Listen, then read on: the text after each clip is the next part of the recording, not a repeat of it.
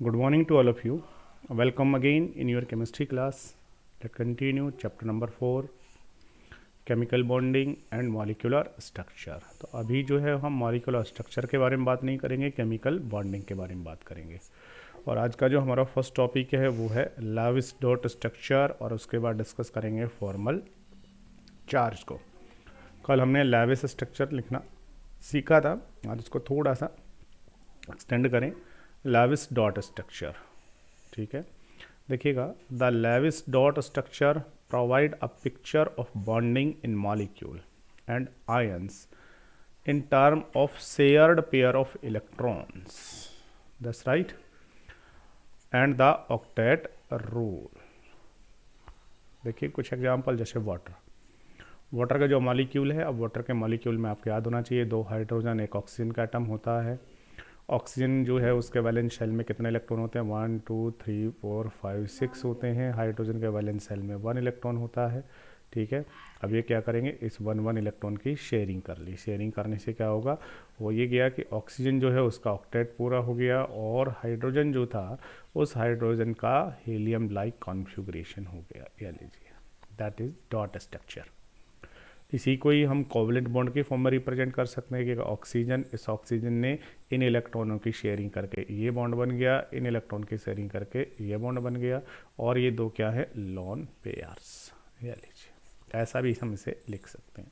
Same ऐसे ही carbon dioxide में हो जाएगा। CO2 के अंदर carbon have 1 2 3 4 valence electron, oxygen have 1 2 3 4 5 6, this oxygen have 1 2 3 4 5 6, that's right. अब ये क्या करेंगे, इलेक्ट्रॉन की इन्होंने भी शेयरिंग की और इन्होंने भी शेयरिंग की। यह लीजिए, जिससे क्या हो गया, इसका जो ऑक्टेट था ये ऑक्टेट क्या हो गया, कंप्लीट हो गया, ठीक है। इसका ऑक्टेट पूरा, इसका भी ऑक्टेट पूरा। यह लीजिए, that's right, that is CO2। ऐसे ही CCl फॉर इथीन में भी ऐसे ही हो जाएगा, इसमें भी आप ऐसा ही हो जाएगा। अब आप इसको अंडरस्टैंड करके आराम से समझ के कर सकते हैं, दैट्स राइट। चलिएगा, नेक्स्ट जो है वो है writing of Lewis dot structure. अब ये जो लेविस डॉट स्ट्रक्चर है इसको हम लिखेंगे किस तरीके से। Writing of Lewis dot structure जो मैंने अभी बना दिया, इसको आपको लिखना कैसे है। तो 3-4 स्टेप्स हैं, आप इन स्टेप को फॉलो करेंगे तो बहुत ईजिली आप क्या कर सकते हैं, किसी का भी लेविस डॉट स्ट्रक्चर लिख सकते हैं, ठीक है। The Lewis dot structure can be written by adopting the following step. सबसे पहले क्या करना है आपको, सबसे पहले जिसका भी लेविस डॉट स्ट्रक्चर लिखना है उसके अंदर आपको total number of valence electron लिख लेने हैं। आप याद रखिए, अगर उसके ऊपर एनाइन है तो उसके अंदर उतने ही इलेक्ट्रॉन क्या करना है, ऐड कर देना है, और अगर कैटायन है, ठीक है, तो उसमें से आपको उतने ही इलेक्ट्रॉन सब्सट्रैक्ट कर देना है, ठीक है। फिर उसके बाद क्या करना है आपको, total number of valence electron count करने के बाद आपको उसका स्केलेटल स्ट्रक्चर आपको ड्रा करना है, उसका स्केलेटन लिखना है। स्केलेटन कुछ इस तरीके से लिखेंगे कि जो कम, लीस्ट इलेक्ट्रॉन निगेटिव, जिसकी En कम होगी, ठीक है ना, लेस En वाला जो होगा उसको आपने कहाँ रखना है, सेंटर पोजीशन पर, और हाई En वाले को रखना है बाहर की तरफ, ठीक है। हाइड्रोजन जैसे हुआ तो ये हमेशा टर्मिनल पोजीशन पर ही आता है, हाइड्रोजन टर्मिनल पोजीशन पर ही आता है, ठीक है। उसके बाद क्या करना है आपको, draw a single bond by 1 shared electron pair between bonded atom. उनके बीच में आप एक सिंगल बॉन्ड बनाकर उनको जोड़ेंगे, और फिर रिमेनिंग जो इलेक्ट्रॉन्स बचे हैं उनको इस तरीके से यूटिलाइज करना है, चाहे तो आप मल्टीपल बॉन्ड बनाइएगा, चाहे उनको लोन पेयर्स के रूप में रखिएगा, ताकि ऐसे अरेंज करिएगा ताकि हर एक जो एटम्स है उस एटम का ऑक्टेट क्या हो जाए, कंप्लीट हो जाए। अब उसके लिए आपको इलेक्ट्रॉन्स को अरेंज करना पड़ेगा। अगर इलेक्ट्रॉन कम अगर पड़ रहे हैं तो आपको मल्टीपल बॉन्ड बनाना पड़ेगा, इलेक्ट्रॉन अगर एक्स्ट्रा है तो उनको लोन पेयर्स के फॉर्म में रखना पड़ेगा, दैट्स राइट। चलिए, अब इन सारे स्टेप को फॉलो करके हम कुछ एग्जाम्पल को सॉल्व करें। जैसे आपको कहा जाए कि write the Lewis dot structure of CO, जो कार्बन मोनोऑक्साइड होता है इसका लेविस डॉट स्ट्रक्चर लिखिएगा CO का। तो सबसे पहला स्टेप क्या होता है कि count the valence electron. Carbon में वैलेंस इलेक्ट्रॉन कितने होते हैं बेटा, आपको याद होना चाहिए। कार्बन में वैलेंस इलेक्ट्रॉन, कार्बन में टोटल इलेक्ट्रॉन तो 6 होते हैं, एटॉमिक नंबर 6 है, तो 1s2 2s2 2p2। तो वैलेंस इलेक्ट्रॉन कौन से होते हैं हमेशा बेटा, फर्स्ट के S में 2 हो गए, सेकंड के S में 2, सेकंड के P में 2। तो ये जो इलेक्ट्रॉन होते हैं ना आउटर शेल वाले, ये है वैलेंस इलेक्ट्रॉन। तो वैलेंस इलेक्ट्रॉन कितने हैं, 4। ठीक है। ऑक्सीजन का एटॉमिक नंबर 8 होता है, टोटल इलेक्ट्रॉन 8 होंगे, बट वैलेंस इलेक्ट्रॉन होते हैं 6, तो टोटल वैलेंस इलेक्ट्रॉन कितने होंगे, 10 होते हैं वैलेंस इलेक्ट्रॉन। अब आपको क्या करना है, स्केलेटल स्ट्रक्चर ड्रा करना है CO का। CO का स्ट्रक्चर ड्रा करेंगे तो क्या लिखना है, C और O, या लीजिए दो ही हैं तो किसी को भी सेंट्रल पोजीशन यहाँ हम देंगे नहीं, दो हैं। तो अब इनको क्या करना है, सबसे पहले C और O जो है इनको आपस में आप एक सिंगल बॉन्ड से जोड़ेंगे। जैसे सिंगल बॉन्ड से आपने दोनों को बॉन्डेड किया तो एक इसका टोटल आपने 2 इलेक्ट्रॉन्स जो हैं यूज हो गए। तो टोटल आपके पास वैलेंस इलेक्ट्रॉन 10 थे, 10 में से 2 यूज हो गए, तो अब बचे हैं 8। अब 8 जो इलेक्ट्रॉन है उनको ऐसे डिस्ट्रीब्यूट कीजिए ताकि हर किसी का ऑक्टेट कंप्लीट हो जाए। अब 8 में से हमने क्या क्या इसको डिस्ट्रीब्यूट किया, तो देखिएगा इसके ऑक्टेट में कितने इलेक्ट्रॉन आ गए, 2 तो ये आ गए, ठीक है। अब 8 है, 8 को डिस्ट्रीब्यूट किया 1 2 3 4 5 6, ठीक है, 6 होते हैं, इसका ऑक्टेट पूरा हो गया। अब ऑक्सीजन का ऑक्टेट देखते हैं, ऑक्सीजन का ऑक्टेट देखेंगे तो 1 2 3 4, यानी टोटल 10 इलेक्ट्रॉन हो गए।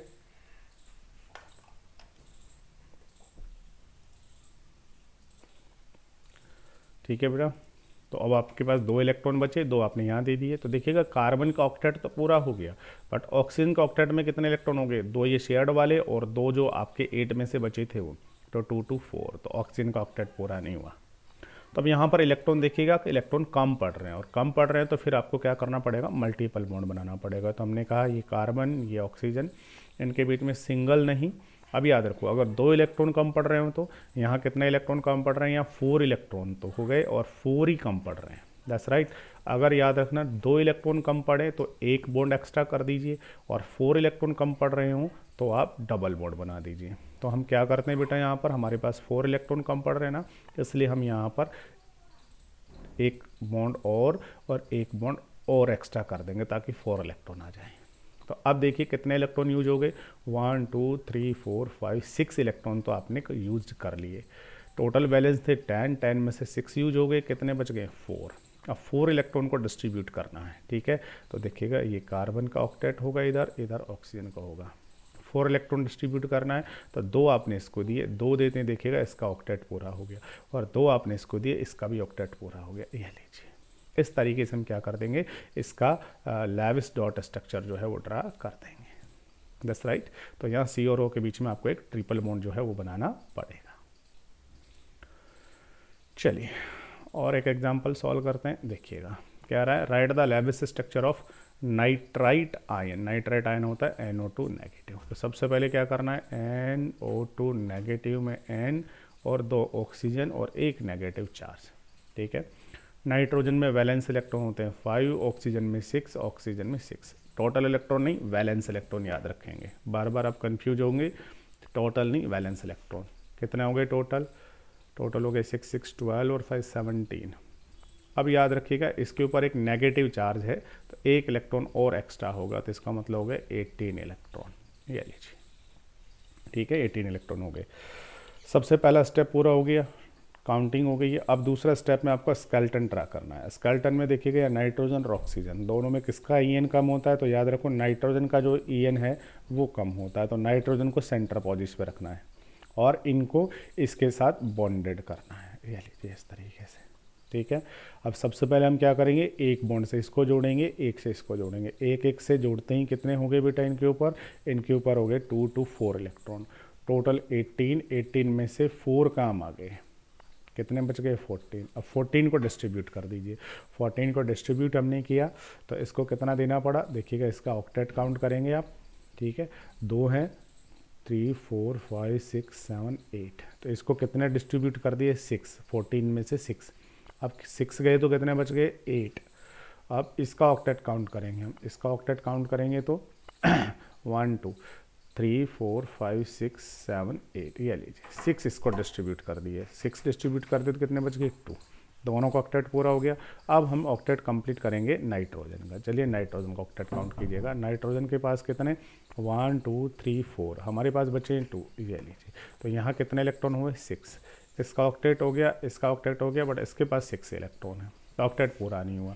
अब बताइएगा क्या होगा, तो कितने इलेक्ट्रॉन कम हो गए हैं, यहाँ पर 2 इलेक्ट्रॉन अभी हमें और रिक्वायर्ड होंगे, और 2 इलेक्ट्रॉन और रिक्वायर्ड हो, कम पड़ रहे हो तो क्या बना देंगे बेटा, एक मल्टीपल बॉन्ड। तो यहाँ पर आपको एक बॉन्ड और इंसर्ट करना पड़ेगा। तो फिर हम स्केलेटन को दोबारा ड्रा करते हैं, नाइट्रोजन और उसके बाद में ये 2 ऑक्सीजन। ठीक है, अब इनमें सिंगल बॉन्ड से तो जोड़ा ही आपने, अब 2 इलेक्ट्रॉन कम थे तो हम क्या कर सकते हैं, एक डबल बॉन्ड चाहिए इधर, ये लीजिए हमने एक बॉन्ड डबल बॉन्ड ड्रा कर दिया, ये लीजिए। अब आप इलेक्ट्रॉन को काउंट कीजिएगा, 1 2 3 4 5 6, 6 इलेक्ट्रॉन हो गए, 6 के बाद में 6 इलेक्ट्रॉन हो गए। टोटल कितने थे आपके पास में, टोटल थे 18, 18 में से 6 हो गए, कितने बच गए, 12 इलेक्ट्रॉन बच गए। अब 12 इलेक्ट्रॉन को डिस्ट्रीब्यूट कर दीजिए, 1 2 3 4 5 6, जिससे इसका ऑक्टेट क्या हो गया, पूरा। ठीक है, और उसके पास में 1 2 3 4 है, 5 6 7 8, ठीक है, 8 इसके हो गए, 8 इसके हो, कितने डिस्ट्रीब्यूट किए, 1 2 3 4 5 6 7 8 9 10 डिस्ट्रीब्यूट कर दिए। ठीक है, 12 में से 10 डिस्ट्रीब्यूट कर दिए, कितने बच गए, 2 2 इसके ऊपर दीजिए, 2 इलेक्ट्रॉन नाइट्रोजन को आपने दिया। अब देखिएगा नाइट्रोजन का ऑक्टेट क्या हो गया, पूरा हो गया, 1 2 3 4 5 6 7 8, ये लीजिए। तो ये इसका हो गया है लैविस डॉट स्ट्रक्चर, और पूरे के पूरे मॉलिक्यूल पर एक नेगेटिव चार्ज है, तो एक नेगेटिव चार्ज और ड्रा करना पड़ेगा आपको। That's right. इस तरीके से आप किसी भी मॉलिक्यूल का लैविस डॉट जो स्ट्रक्चर है वो ड्रॉ कर सकते हैं।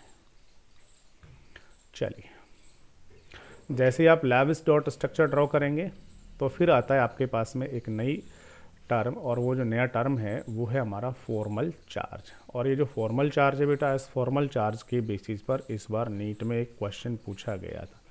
ठीक है, नीट में एक क्वेश्चन फॉर्मल चार्ज पर पूछा गया।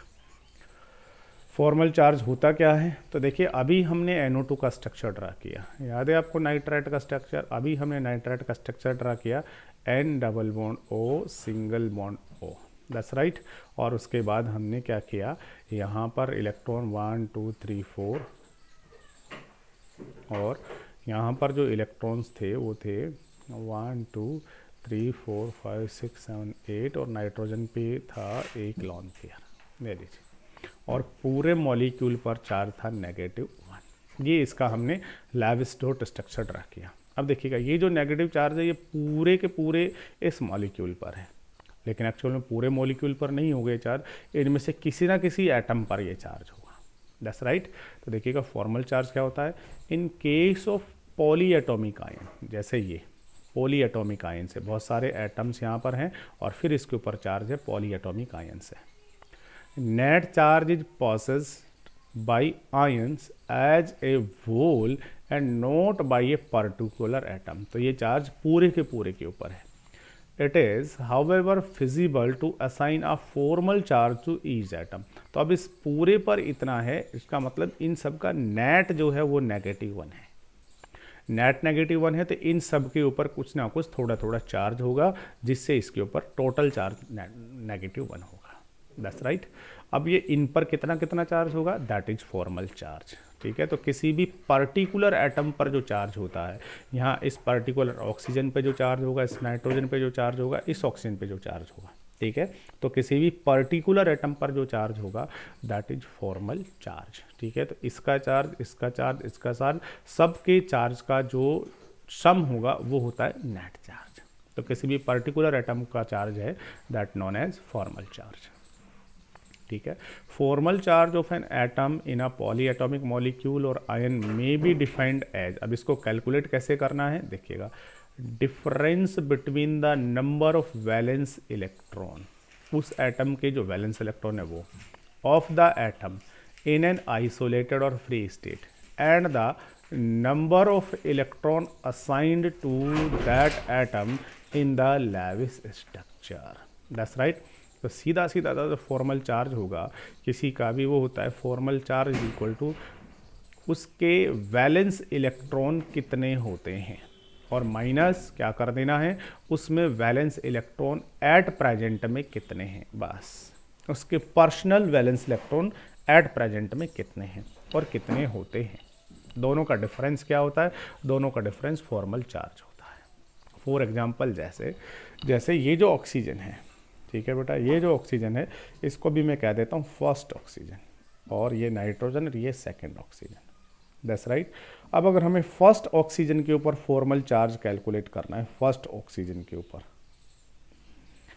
तो फॉर्मल चार्ज क्या होता है कि उस ऑक्सीजन के वैलेंस सेल में कितने इलेक्ट्रॉन होते हैं। बताइएगा, ऑक्सीजन के वैलेंस सेल में होते कितने इलेक्ट्रॉन हैं।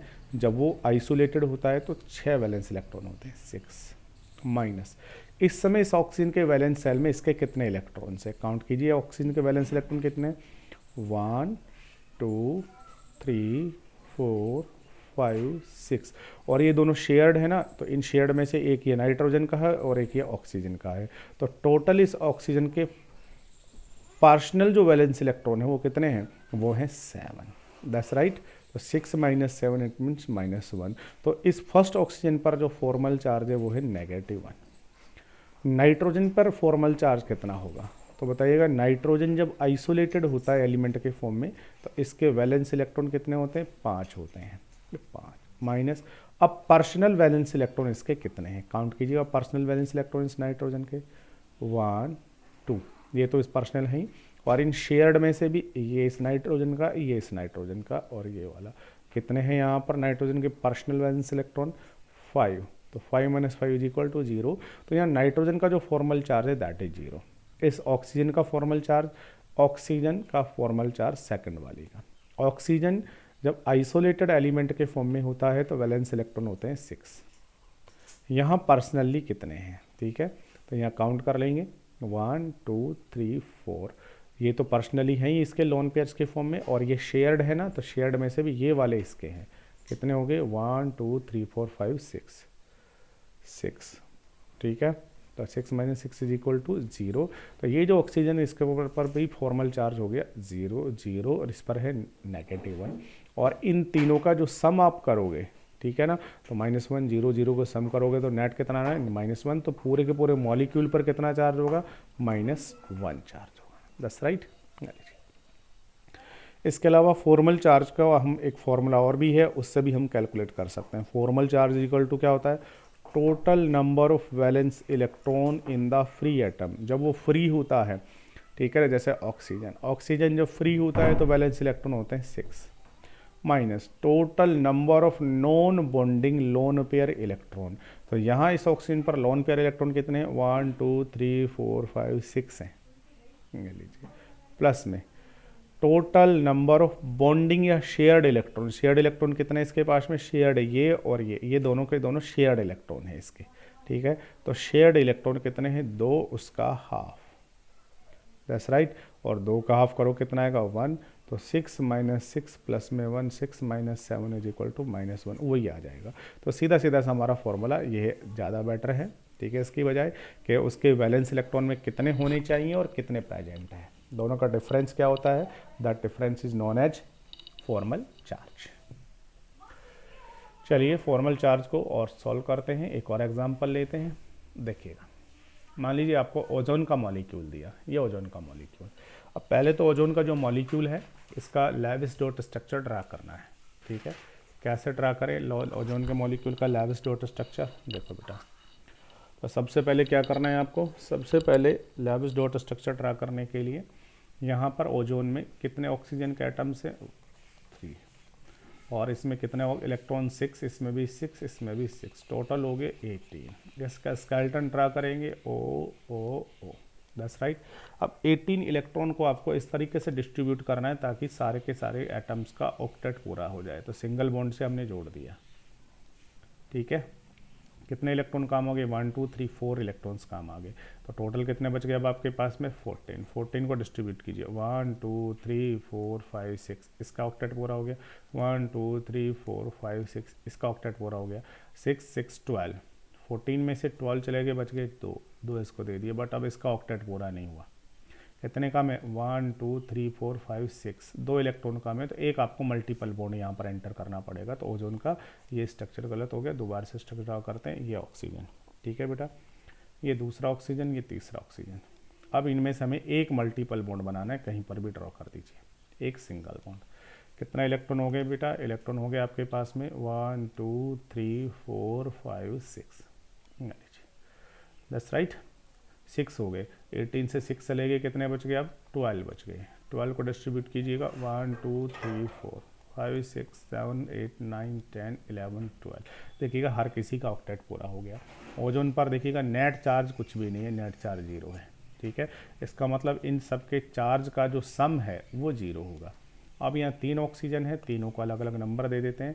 मान लीजिए ये ऑक्सीजन हमारी फर्स्ट, ये सेकंड और ये थर्ड। अब आपको जो फर्स्ट ऑक्सीजन है इसके ऊपर आपको निकालना है formal charge. Formal charge is equal to क्या होता है, उस ऑक्सीजन के पार्शनल वैलेंस इलेक्ट्रॉन कितने होते थे, 6 होते थे।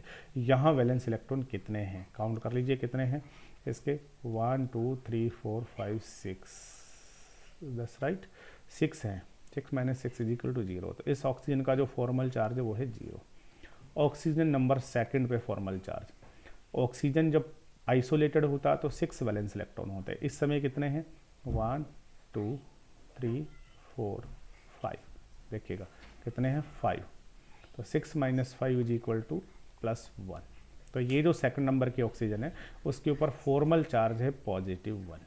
ठीक है, और ये जो ऑक्सीजन नंबर थर्ड है इसके ऊपर फॉर्मल चार्ज, ऑक्सीजन जब आइसोलेटेड होता है तो 6 वैलेंस इलेक्ट्रॉन होते हैं। यहाँ कितने हैं, 1 2 3 4 5 6 और ये 7, that's right. 6 minus 7 is equal to -1। तो इस ऑक्सीजन पर जो फॉर्मल चार्ज है दैट इज -1। इस ऑक्सीजन पर फर्स्ट पर 0, इस पर +1, इस पर -1, दैट्स राइट। ये इनका हो गया है फॉर्मल चार्ज। अब नेट चार्ज कितना होगा, तो नेट चार्ज तीनों का सम कीजिए, इस ऑक्सीजन का 0, इसका +1, इसका -1 इज इक्वल टू 0। तो पूरे के पूरे ओजोन के मॉलिक्यूल पर नेट चार्ज कितना होगा, 0 होगा, दैट्स राइट। इस तरीके से हम क्या कर सकते हैं, इसको कैलकुलेट कर सकते हैं। ठीक है, आगे सुनिएगा। फॉर्मल जो चार्ज होता है, formal charge help in selection of the lowest energy structure from a number of possible Lewis structure of a given species. अगर कोई स्पीसीज हो और उस स्पीसीज की अगर आपने कई पॉसिबल स्ट्रक्चर बना ली हैं तो आप उनमें से उनकी लोवेस्ट एनर्जी वाली स्ट्रक्चर को आइडेंटिफाई कर सकते हो। कैसे, जनरली जो लोवेस्ट एनर्जी स्ट्रक्चर होती है, ठीक है, is the one with the smallest formal charge on the atom. वो वाली स्ट्रक्चर जो है उसकी एनर्जी सबसे कम होगी जिसके ऊपर सबसे कम फॉर्मल चार्ज होगा, दैट्स राइट। जिस पर सबसे कम फॉर्मल चार्ज होगा वो स्ट्रक्चर सबसे ज़्यादा स्टेबल होगी, उसकी एनर्जी सबसे कम होगी। चलिएगा, ये हो गया हमारा फॉर्मल चार्ज का कैलकुलेशन। नेक्स्ट, फॉर्मल चार्ज के कैलकुलेशन के बाद में नेक्स्ट जो टॉपिक है हमारा इसी चैप्टर का वो है आयनिक और इलेक्ट्रोवैलेंट बॉन्ड। आयनिक और इलेक्ट्रोवैलेंट बॉन्ड, और इसके साथ में है लैटिस एंथैल्पी।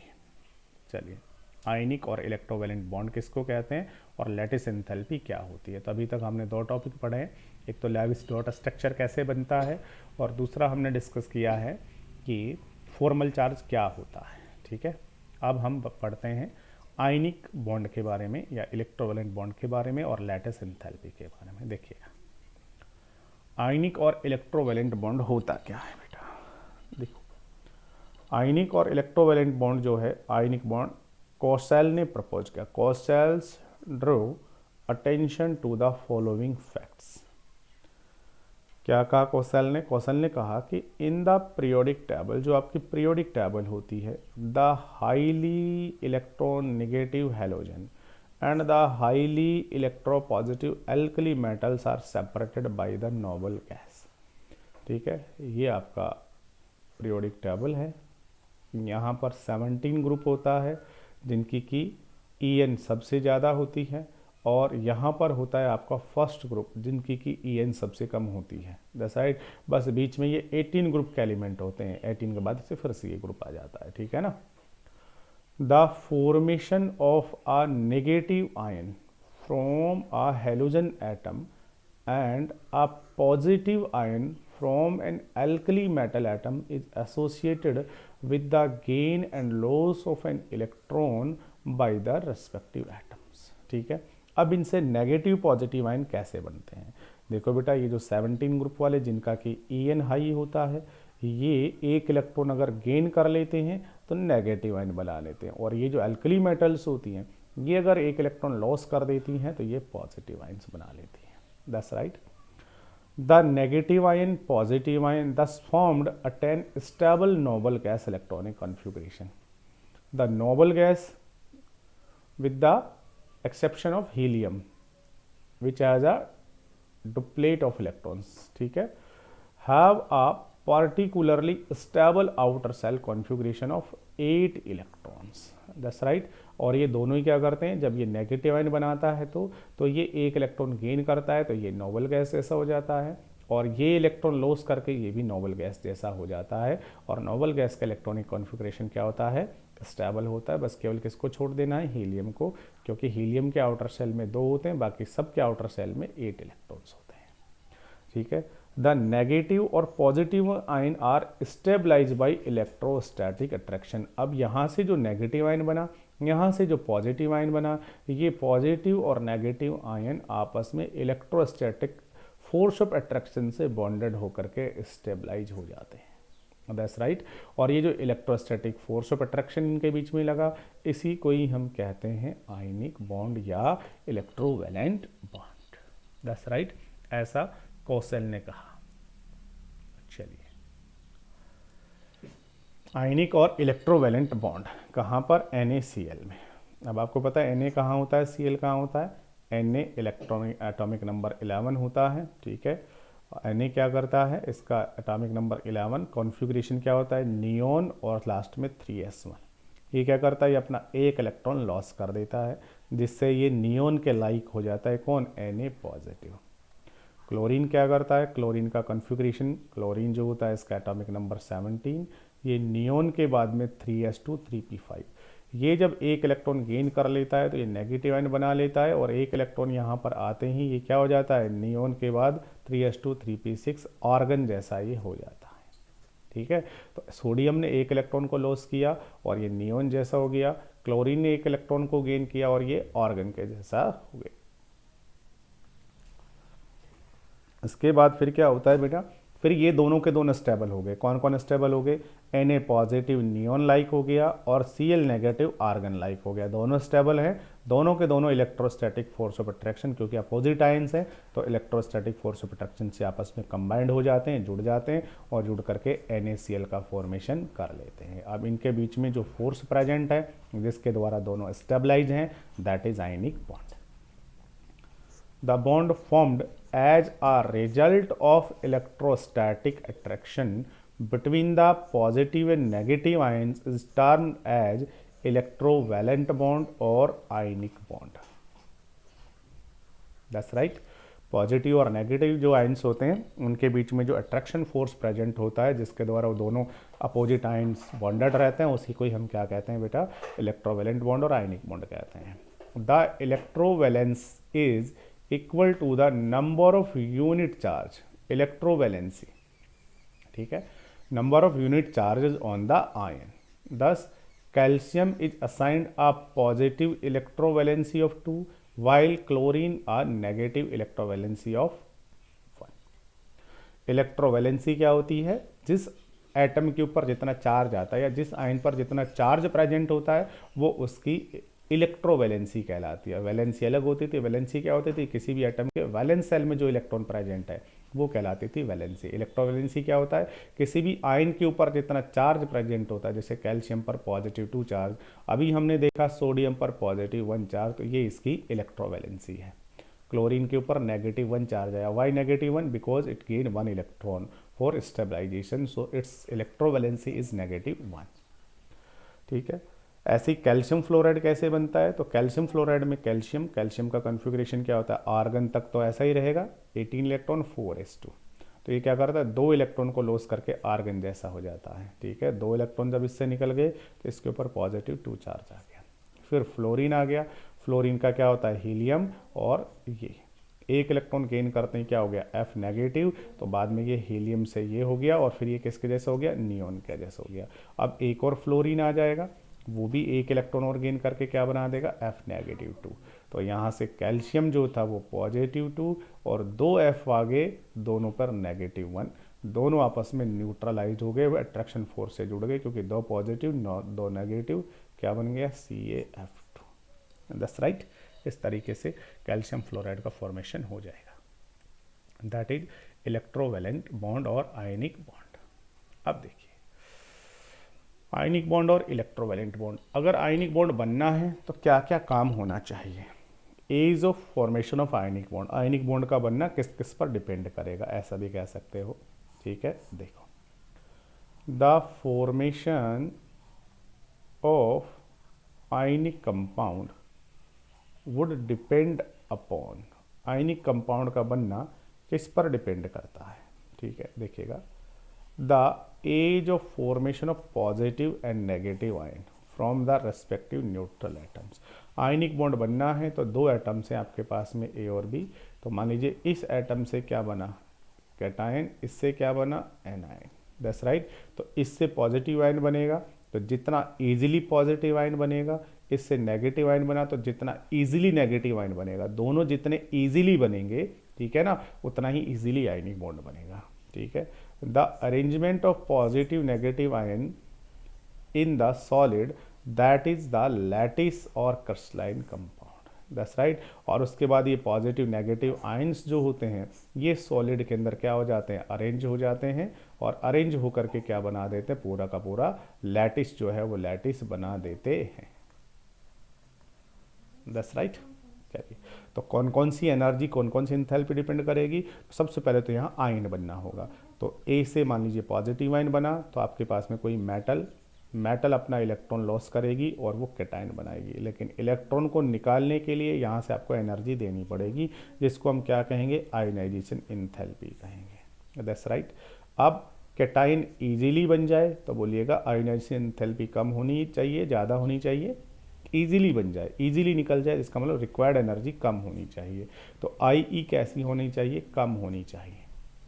ठीक है, यहाँ से एनाइन, एनाइन जनरली कौन बनाता है, हेलोजन या कोई दूसरा भी हो सकता है, वो एक इलेक्ट्रॉन को गेन करेगा, एनाइन बनेगा। जब एक इलेक्ट्रॉन को गेन करेगा तो एनर्जी रिलीज होगी, और एनर्जी रिलीज होगी that is electron gain enthalpy del AgH।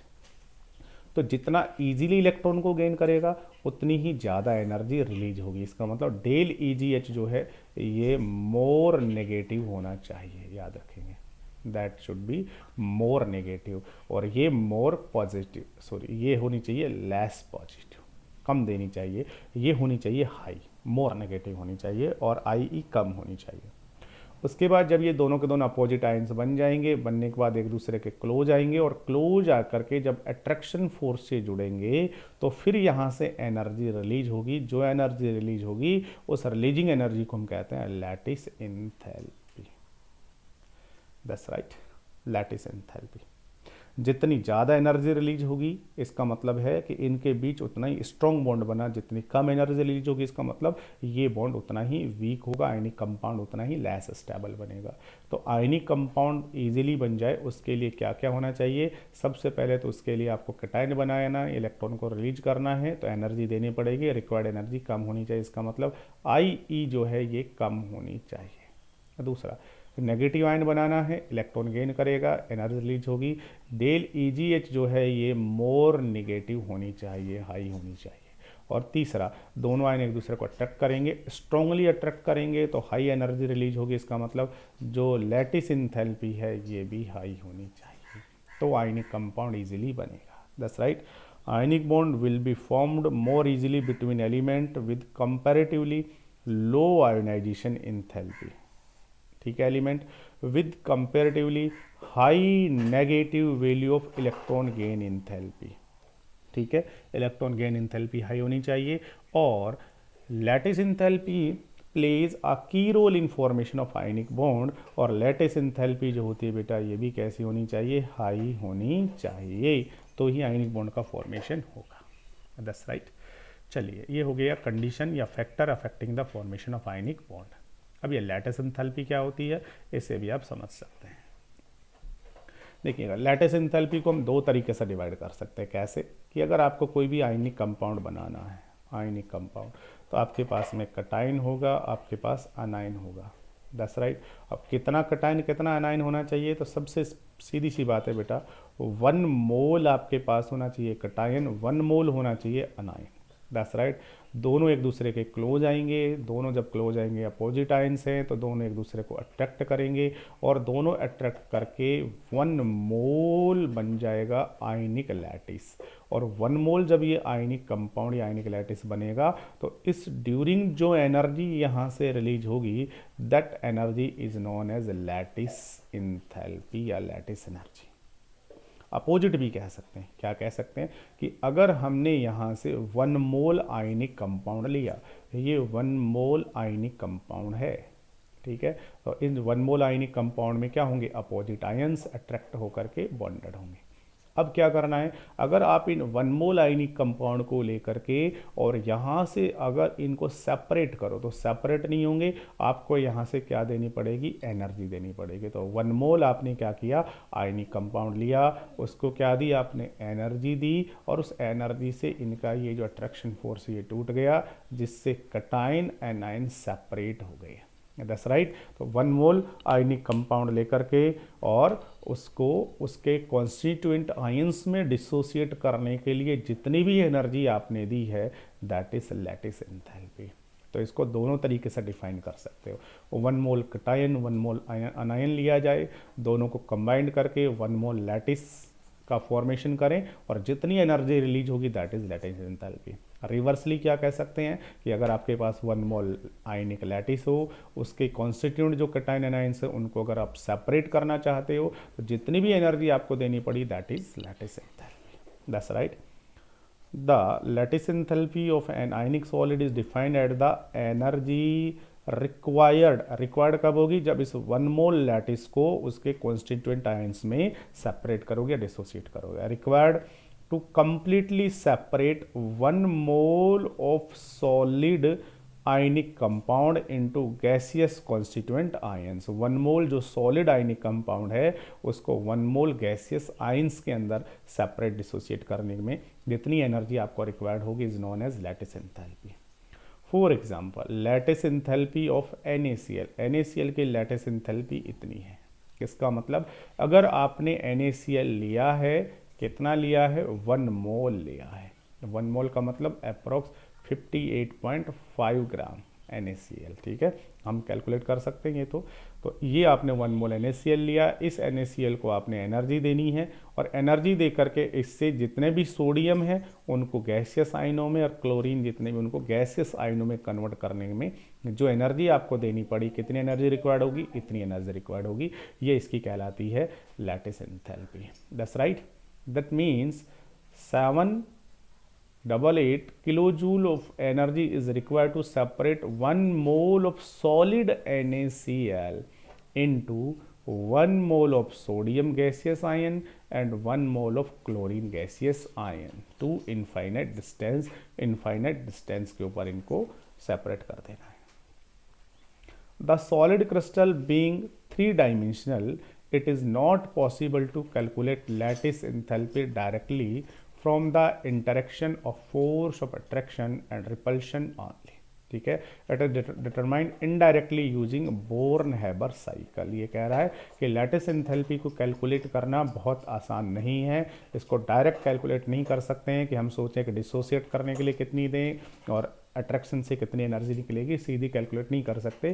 तो इसको हम किससे कैलकुलेट करते हैं, बोर्न-हैबर साइकिल से। और बोर्न-हैबर साइकिल हम जो थर्मोडाइनेमिक्स वाला जो 6th चैप्टर होगा बेटा वहाँ पर हम पढ़ेंगे थर्मोडाइनेमिक्स में कि बोर्न-हैबर साइकिल क्या होता है और इससे हम लैटिस एंथैल्पी को कैसे कैलकुलेट कर सकते हैं। ओके, चलिए तो एक बार मैं आपको अगर रिवाइज करा दूँ आज हमने क्या क्या पढ़ा। तो बेटा सबसे पहले हमने जो आज डिस्कस किया लेविस डॉट स्ट्रक्चर क्या होती है, कैसे लेविस डॉट स्ट्रक्चर को बनाया जाएगा। लेविस डॉट स्ट्रक्चर बनाने के बाद में फिर फॉर्मल चार्ज क्या होता है, फॉर्मल चार्ज को कैलकुलेट कैसे किया जाएगा, ठीक है। फॉर्मल चार्ज कैलकुलेट हो गया, उसके बाद फिर हमने पढ़ा आयनिक बॉन्ड क्या होता है, ठीक है, और लैटिस एंथैल्पी क्या होती है, ठीक है। आज हमने ये सारी चीज़ें डिस्कस की है। यहाँ से पहले लेविस डॉट स्ट्रक्चर क्या होती है, ठीक है, उनको लिखना कैसा है, लेविस स्ट्रक्चर किस तरीके से बनाते हैं, टोटल वैलेंस इलेक्ट्रॉन कैलकुलेट कर लीजिए, उसका स्केलेटन ड्रा कर लीजिए और उसके बाद जो वैलेंस इलेक्ट्रॉन है उनको ऐसे डिस्ट्रीब्यूट कर दीजिए कि सबका ऑक्टेट पूरा हो जाए। अगर इलेक्ट्रॉन्स कम पड़ रहे हों तो मल्टीपल बॉन्ड बना दो, एक्स्ट्रा हो तो लॉन पेयर बना दो, ठीक है। उसके बाद फॉर्मल चार्ज, एक एटम के ऊपर जितना उसका पर्सनल चार्ज होता है that is formal charge. Personal charge कैसे कैलकुलेट करना है, उसके पर्सनल जो इलेक्ट्रॉन मतलब उसके जो आइसोलेटेड स्टेट में जो वैलेंस इलेक्ट्रॉन होते हैं और उसके पर्सनल कितने इलेक्ट्रॉन इस समय हैं, दोनों का डिफरेंस होता है फॉर्मल चार्ज। ठीक है। इलेक्ट्रोवेलेंट बॉन्ड कैसा होता है, कोसेल ने बताया इलेक्ट्रोवेलेंट या आयनिक बॉन्ड को। उसने कहा कि जो मेटल्स होते हैं वो इलेक्ट्रॉन लॉस कर देते हैं, नॉट मेटल्स जो होते हैं जिनका एन हाई होता है वो इलेक्ट्रॉन गेन कर लेते हैं, दोनों स्टेबल हो जाते हैं और अट्रैक्शन फोर्स से जुड़ जाते हैं। और ये जो अपोजिट आयन का अट्रैक्शन फोर्स होता है इसी को इलेक्ट्रोवेलेंट और आयनिक बॉन्ड कहते हैं। ठीक है। चलिए, आयनिक बॉन्ड को बनने के लिए पहले कैटायन बनाना है तो एनर्जी देनी पड़ेगी, तो आई ई कम होनी चाहिए, इलेक्ट्रॉन गेन एंथैल्पी ज़्यादा होनी चाहिए, लैटिस एंथैल्पी हाई होनी चाहिए, तो आयनिक कंपाउंड मोर स्टेबल होगा, इजीली बनेगा। Okay, thank you.